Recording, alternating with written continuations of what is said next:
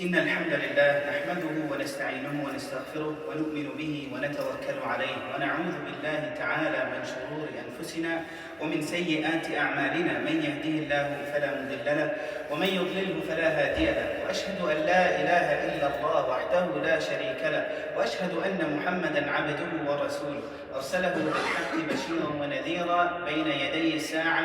قال الله تعالى في كتابه الكريم بعد أن أقول أعوذ بالله من الشيطان الرجيم بسم الله الرحمن الرحيم: يا أيها الذين آمنوا اتقوا الله حق تقاته ولا تموتن إلا وأنتم مسلمون.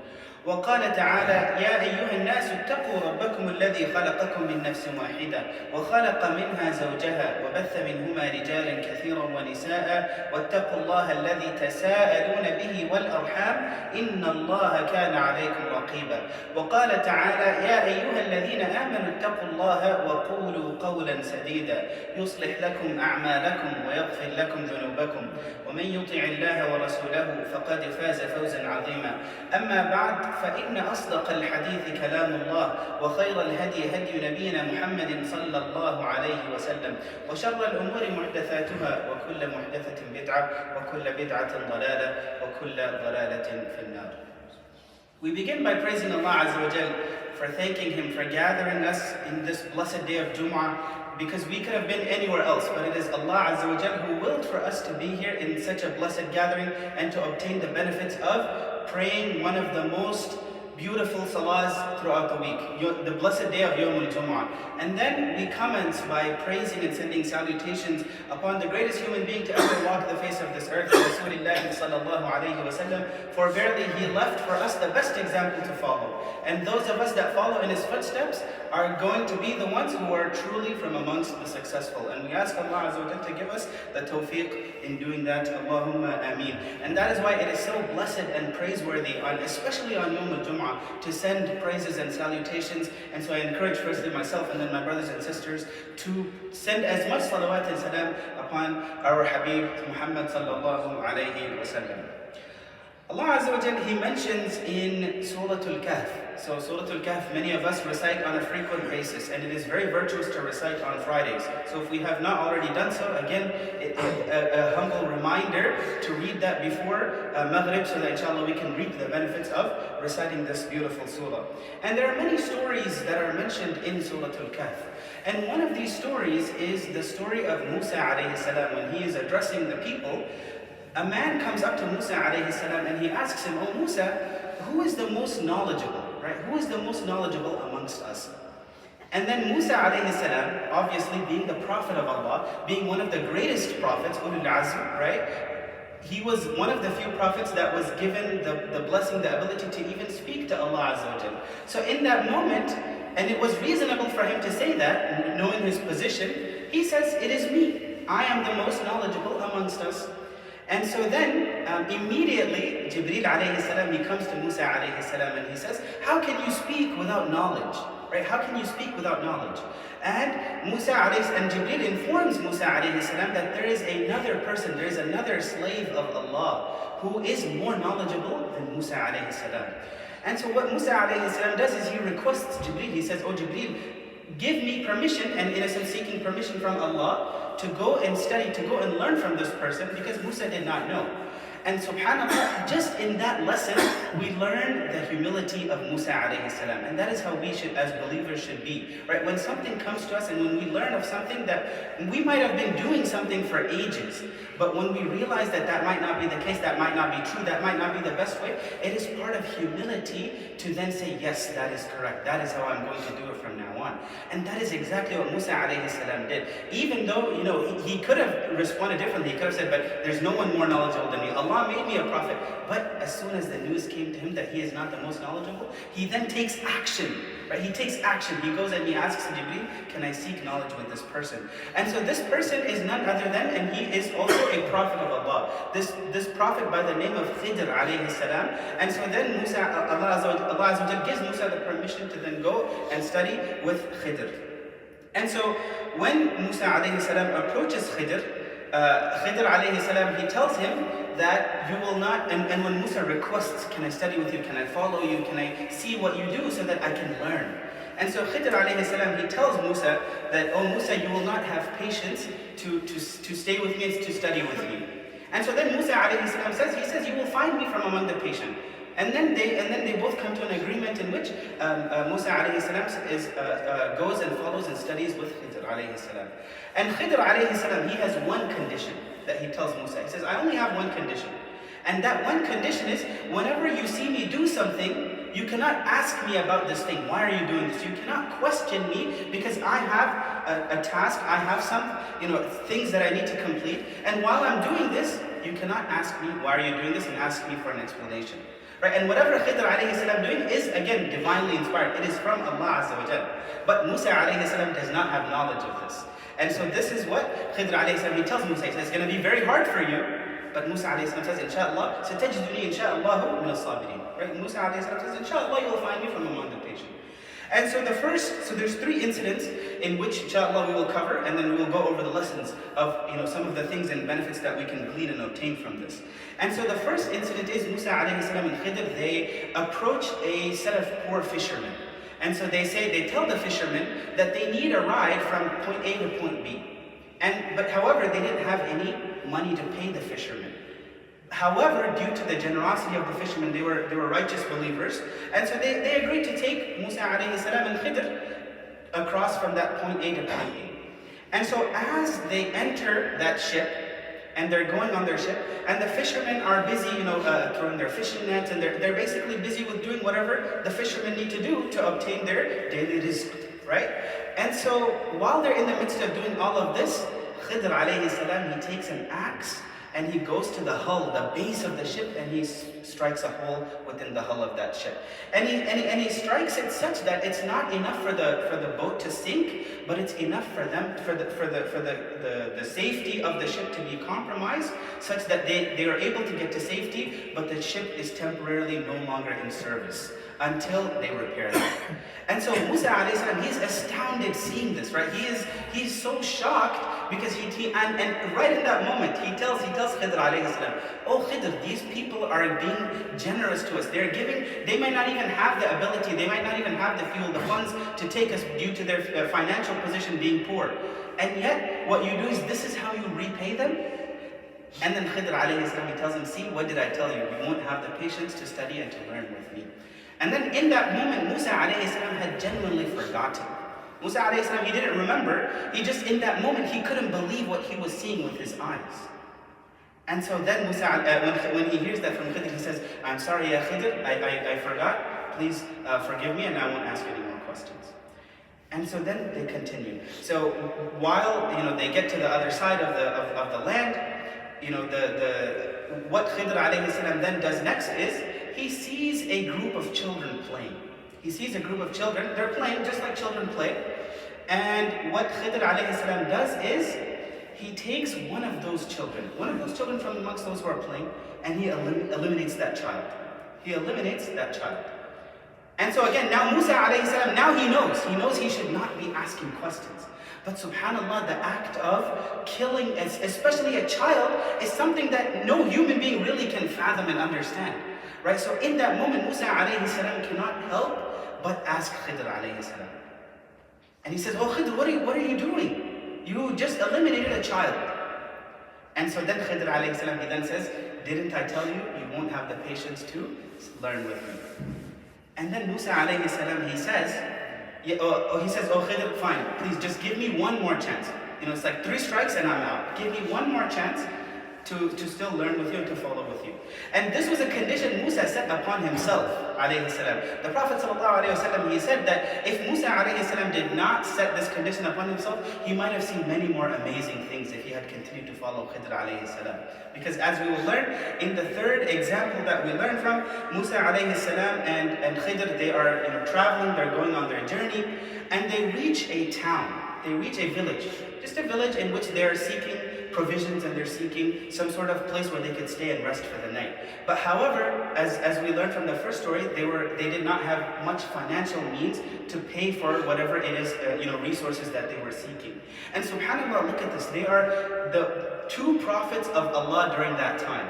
And yet they are from among the poorest of the poor.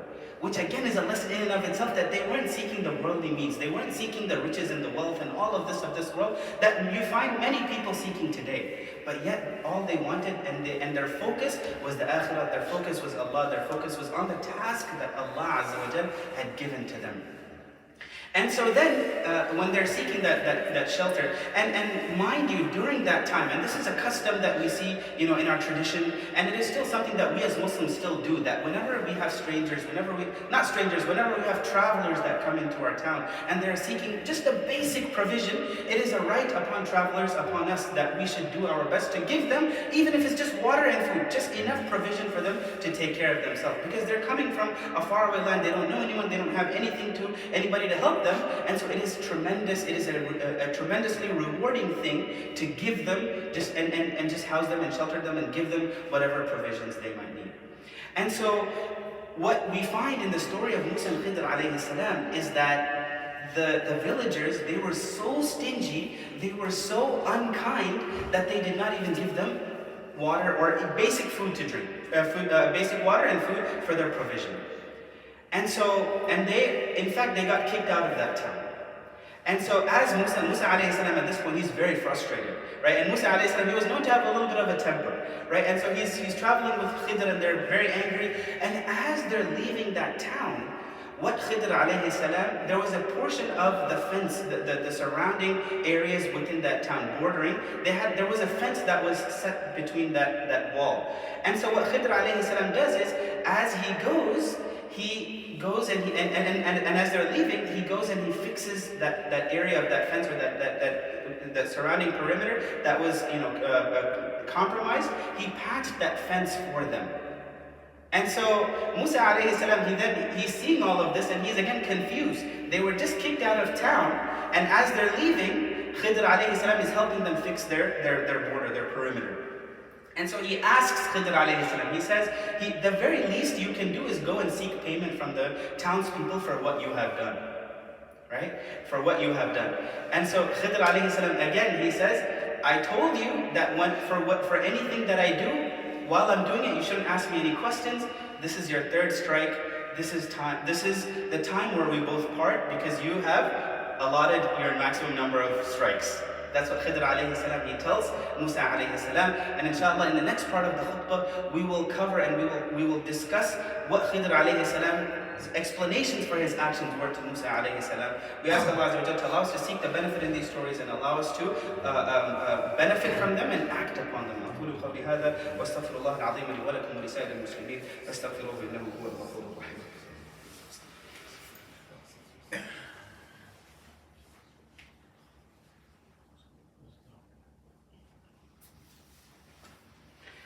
الحمد لله رب العالمين، وأهدي صلاة الله ثم سلامه على أسعد خلق الله أجمعين، نبينا محمد صلى الله عليه وسلم وعلى آله وصحابته أجمعين، وارض اللهم عن الخلفاء الراشدين المهديين أبي بكر وعمر وعثمان وعلي وعن سائر أصحابه أجمعين، أما بعد. So we've kind of been talking about the interaction between Khidr alayhi salam and Musa alayhi salam. As when Musa alayhi salam was asked about the most knowledgeable person, he replied, myself. And then Jibreel alayhi salam came to him and explained to him that you are not the most knowledgeable, there's someone more knowledgeable. And so what Musa alayhi salam does is, in that moment, he decides to leave everything and go seek that knowledge. Right? Seek that knowledge from someone who knew and someone who was more knowledgeable than him. Which is a lesson and a benefit for us, in that we go and seek knowledge from wherever it is. It doesn't matter what race, it doesn't matter what ethnicity, it doesn't matter where a person is coming from. If we know that this person is knowledgeable, then it is part of humility. It is part of good akhlaq and good character to go and learn from whoever it is, regardless of where they're coming from and their background. And so this is what Musa alayhi salam does. As a prophet of Allah, he goes and he studies with another prophet of Allah. And so then, as they're parting, Khidr alayhi salam, he now starts to explain the reasonings behind his actions. And so for the first, he explains why he made a crack in the hull of that ship. And as he's explaining, he says that in that time, there was a very tyrannical ruler. There was a tyrant who was confiscating all the ships for his navy. So he had a navy and they were going to war, and what the tyrant was doing at the time was all the serviceable ships, all the good ships that were in the vicinity, in the surrounding areas, he was going and confiscating every single one of those ships. And so what he did was he cracked a hull in that ship so that it can be not serviceable, to where when the king comes to take the ship, he goes and he looks and he says, this is not serviceable, we will not confiscate it, we will not take it. And so in that moment, due to the generosity of the poor fishermen taking Khidr alayhi salam and Musa alayhi salam, Allah Azza wa Jal preserved the vehicle of their generosity. Allah Azza wa Jal preserved the vehicle of their generosity, which was that ship. Right? In that moment, when Khidr alayhi salam had cracked a hole in the ship, they were probably thinking, wow, subhanallah. And Musa alayhi salam and Khidr had disappeared to where they couldn't even find them after they had cracked the hole. They just cracked the hole and they dipped. Right? So they're probably thinking, wow, these guys, they came, they cracked a hole in our ship, left our ship not serviceable. Now we can't even provide for ourselves or provide for our families. Right? So in the heat of that moment, they thought it was game over. But imagine their jubilation, their exhilaration when they saw that their co-worker ships, their friends' ships, every ship that they knew around them was being confiscated except theirs. And that was due to Allah preserving that ship for them because of their generosity. And so that is what Khidr alayhi salam, he explains to Musa, that this is why I cracked a hole in that ship. Because I had guidance from Allah to do that, so that in the grand scheme of things, yes, it was a calamity when it happened. But in the grand scheme of things, Allah Azza wa Jal was actually preserving their ship for them.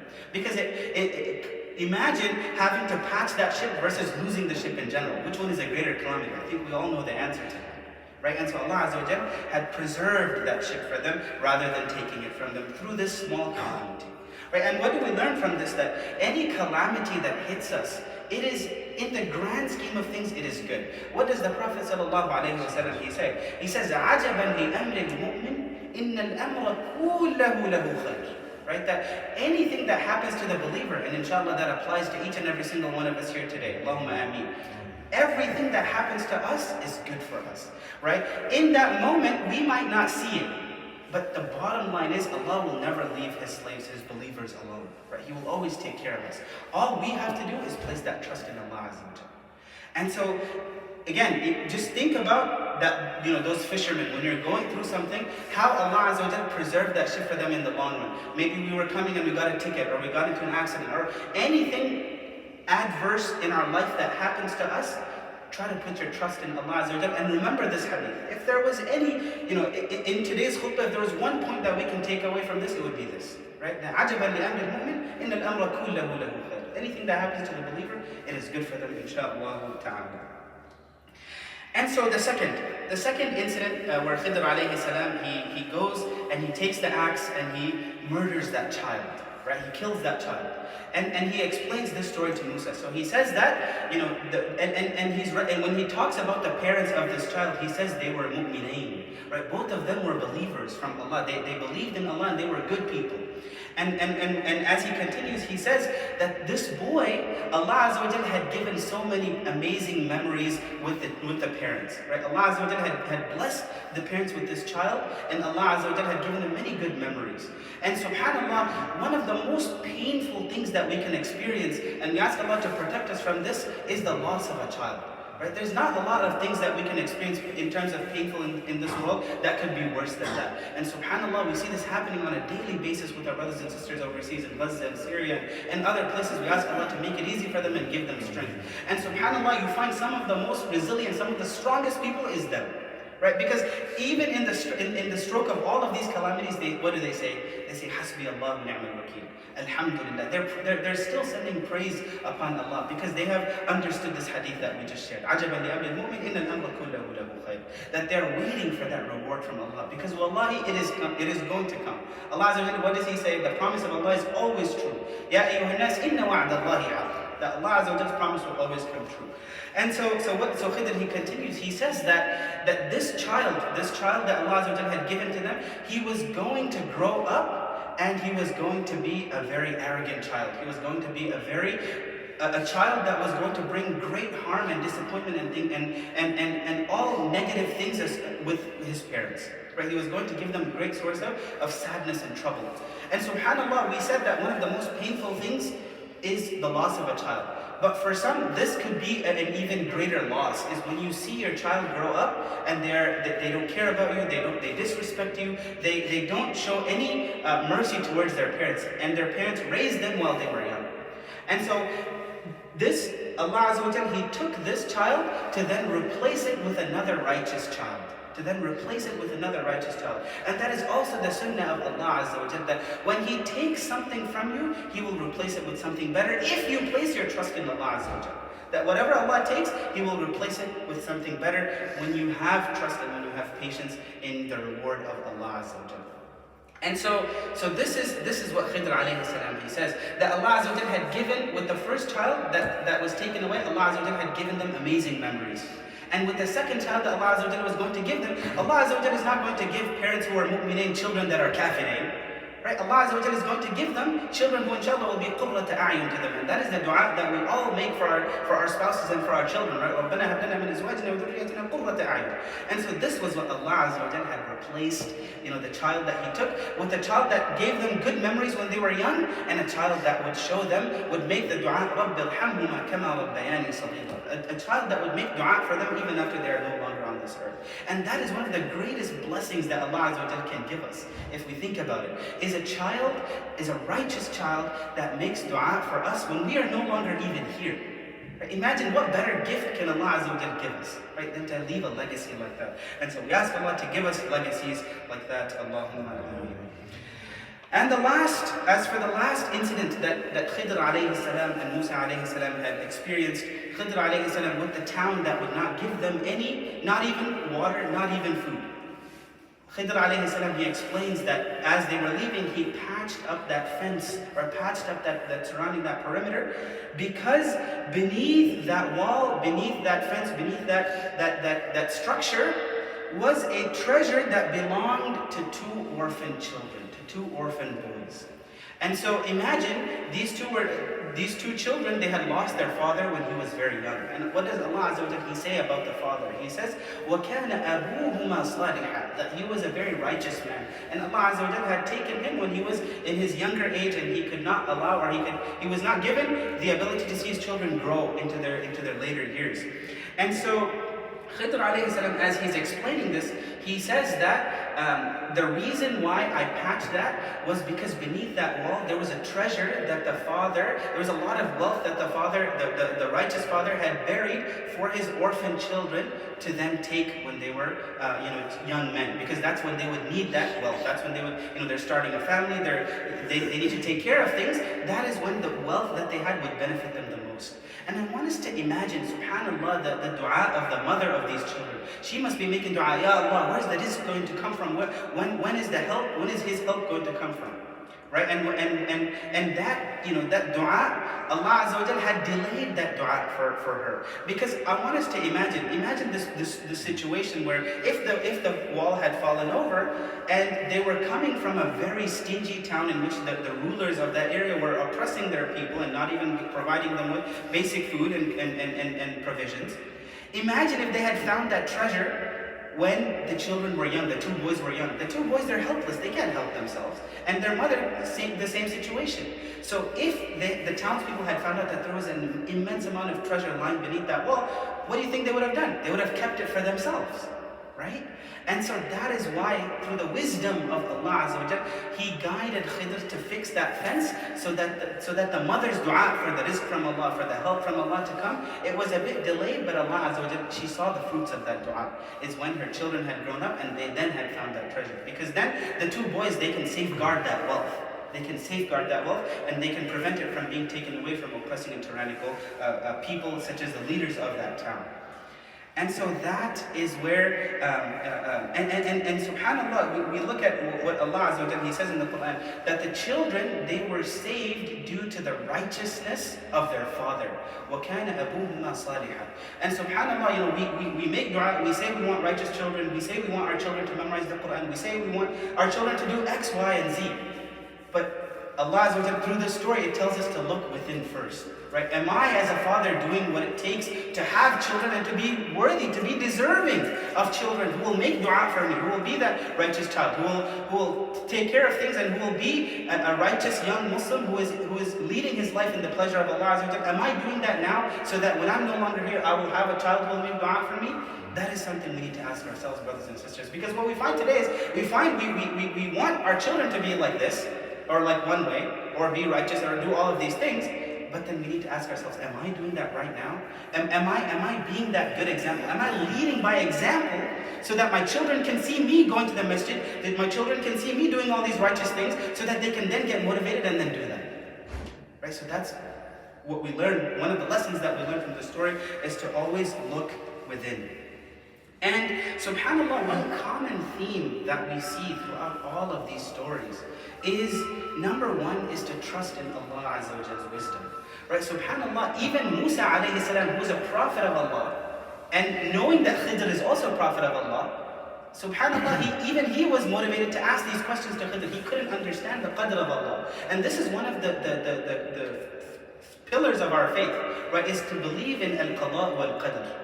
Right, that no matter what happens to us, it is only by the decree of Allah Azza wa Jalla. Sometimes, again, we might be, and the worst things that we can ask for, the worst things that we can do in light of all of these things that might happen to us, especially if something calamity, if something bad happens to us, is we start questioning Allah. Right? That is the worst thing we can do. Ya Allah, why me? Or Ya Allah, what did I do? I gave $5,000 last week. SubhanAllah, Allah Azza wa Jalla doesn't need us. He doesn't even need anything from us. Right? We are the ones that are in need of Allah. So me giving that, whatever it is, $5,000 last week at the fundraising, that's for me. It's not for Allah.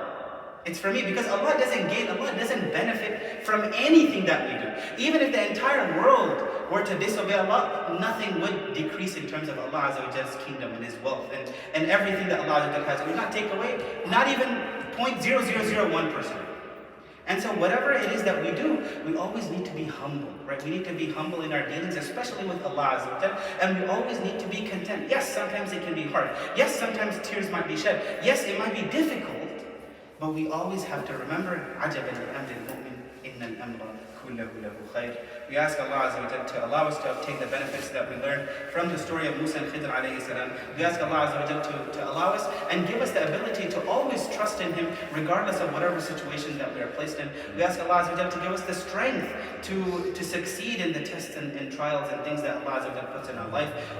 اللهم اغفر للمؤمنين والمؤمنات والمسلمين والمسلمات الأحياء منهم والأموات إنك يا مولانا سميع قريب مجيب الدعوات. عباد الله إن الله وملائكته يصلون على النبي يا أيها الذين آمنوا صلوا عليه وسلموا تسليما. اللهم صل على محمد وعلى آل محمد كما صليت على إبراهيم وعلى آل إبراهيم إنك حميد مجيد. اللهم بارك على محمد وعلى آل محمد كما باركت على إبراهيم وعلى آل إبراهيم إنك حميد مجيد. عباد الله رحمكم الله، اتقوا الله، إن الله تعالى يأمر بالعدل والإحسان وإيتاء ذي القربى وينهى عن الفحشاء والمنكر والبغي يعظكم لعلكم تذكرون. فاذكروا الله العظيم يذكركم واشكروه على نعمه يزدكم ولذكر الله أكبر والله يعلم ما تصنعون.